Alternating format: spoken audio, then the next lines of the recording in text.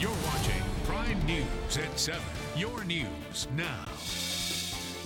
Welcome back, everyone. It's that time of year again, March Madness. It's where everyone turns into a basketball expert trying to predict who's going to win the men's NCAA tournament. I'm here with News 12's year-round basketball expert, our sports director, Rick Nyman. Thanks for coming on. I like being called an expert.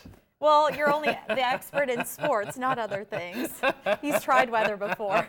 All right, well, anyway, Rick, so which teams do we need to look out for this year? Always look out to the top-seeded teams. I mean, you really can't go wrong with those teams. And any team that's won 30 games, I would think, would be a pretty solid pick. But there are only 4 teams in the tournament that have 30 wins this year. Virginia, Cincinnati, Villanova, Gonzaga, those might be a pretty good bet. Gonzaga obviously played for the title last year against North Carolina. But as we all know, each year from filling out these brackets, most people just throw them away because they think, hey, this guy's going to win, and then they don't.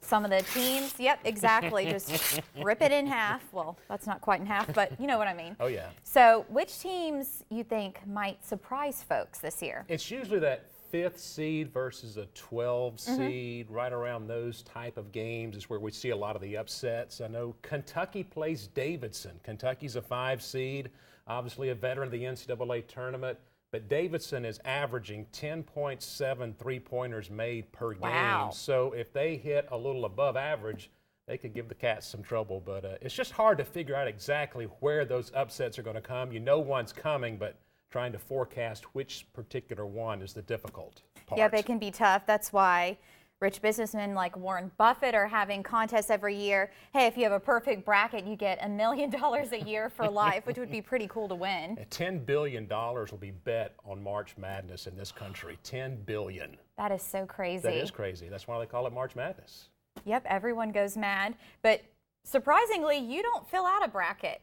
I don't. I just get too frustrated. Why is that? Because I just can't figure out, the upsets you predict.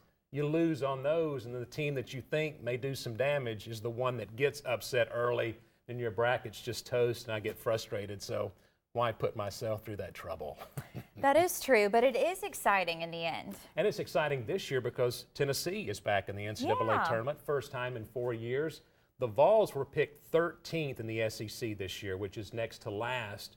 They go into the tournament as the 13th ranked team in the country and the highest seeded team from the SEC at number 3. So it's kind of been March Madness for Tennessee all year long. They play Wright State.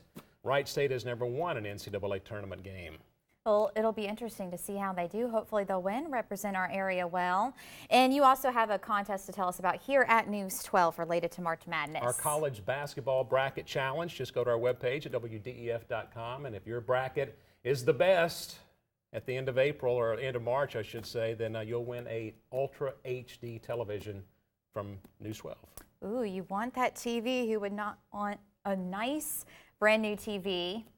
And of course, we'll have some of the games airing right here on CBS. From now until, like I said, 1st of April. Yep. All right. Well, here's Patrick with another check on your weather.